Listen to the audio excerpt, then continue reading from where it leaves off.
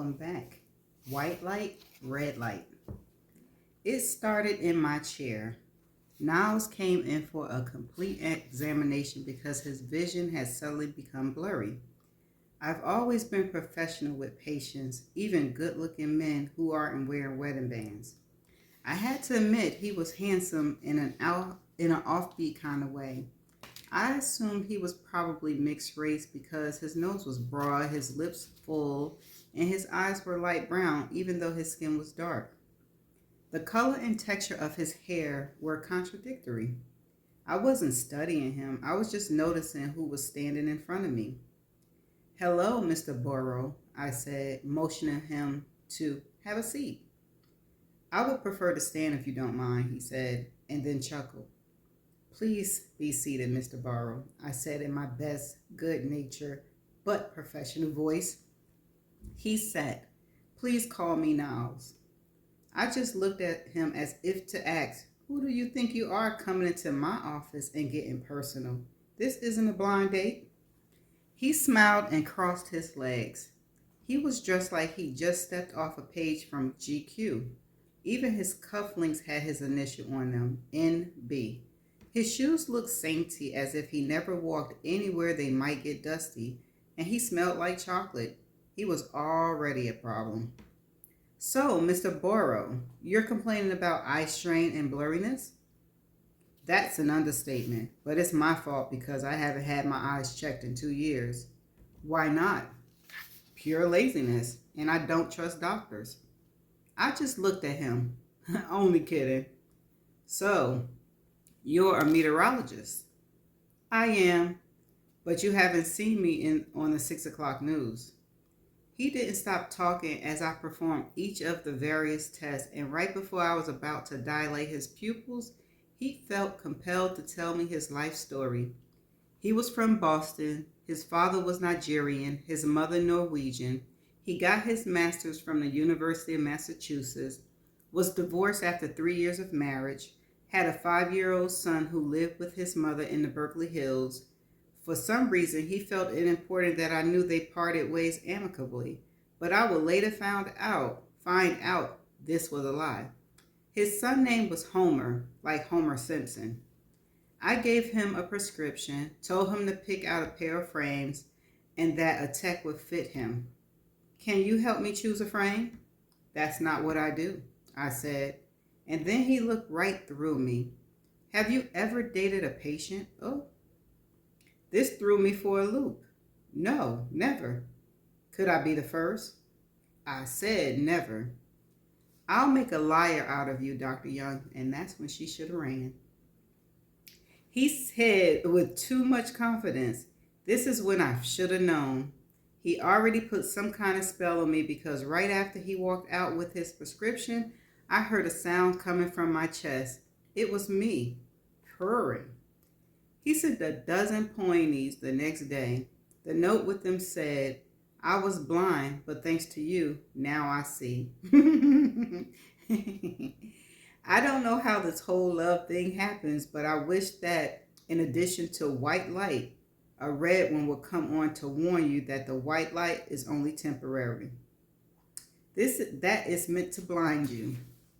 But of course, it's too late because you're already sinking and not thinking, which is when you find yourself wanting to scream, "Oh Lord, not again."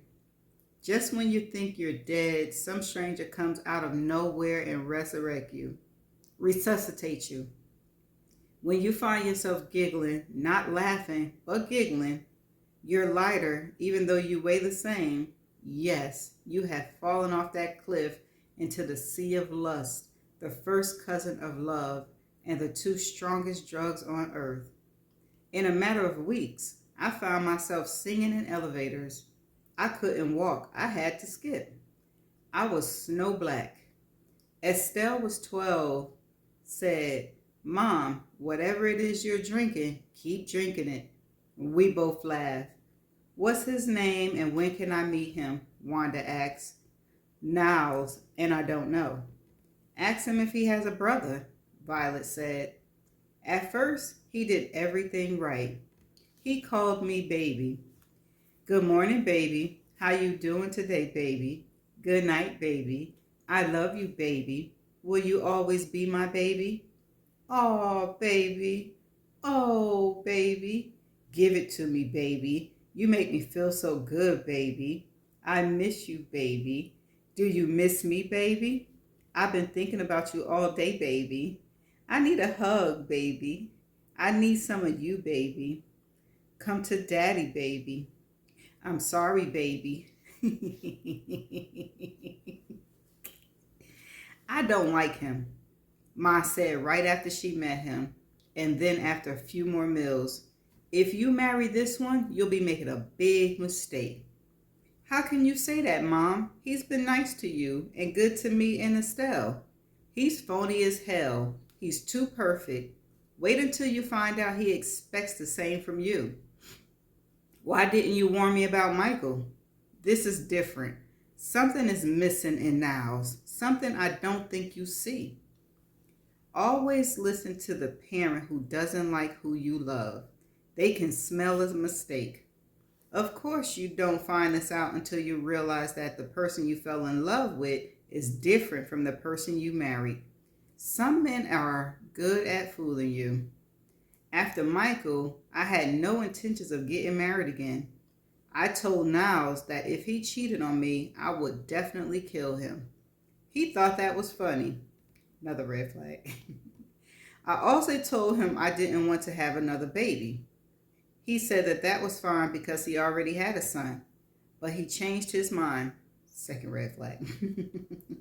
When your husband say he wants you to have his child, you're supposed to be flattered. We had, of course, just finished making love, if that's what you can call it. At first, Niall was an active participant for a solid half hour, but then he started dropping down to 20 minutes and then 15, and even then I found myself doing most of the work. I pretended not to hear him. Say something, Georgia. I heard you. I love Estelle, believe me I do, but I really want us to have a child of our own. I thought we agreed we were both happy the way things were. I don't remember saying that, so don't go putting words in my mouth. What made you change your mind? You, me. I want it to be us. He was as full of shit as Christmas turkey. Estelle is a part of us. Figuratively, yes, but she doesn't have my blood in her veins. I wanted to bitch smack him for saying that, but instead I took the high road. Third red flag. It would have made more sense 5 years ago, Niles. I didn't know you 5 years ago. I know. A lot of women are having children in their 40s. I'm begging you, Georgia. Shit. Damn. Fuck.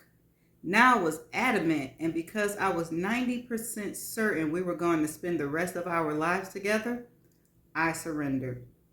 But I also learned, don't assume anything.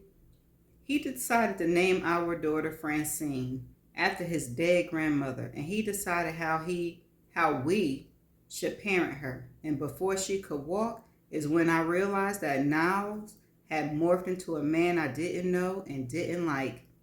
He was a control freak. He was a clean freak.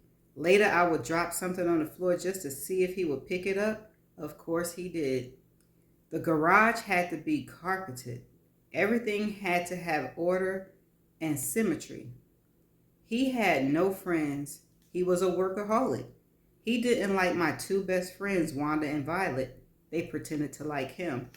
He rarely had anything nice to say about most people. Everybody had a hidden agenda, including his family. He hated the IRS and did everything he could to pay as little in taxes as he could get away with. He hoarded his money, liked to pay cash for as many things as possible.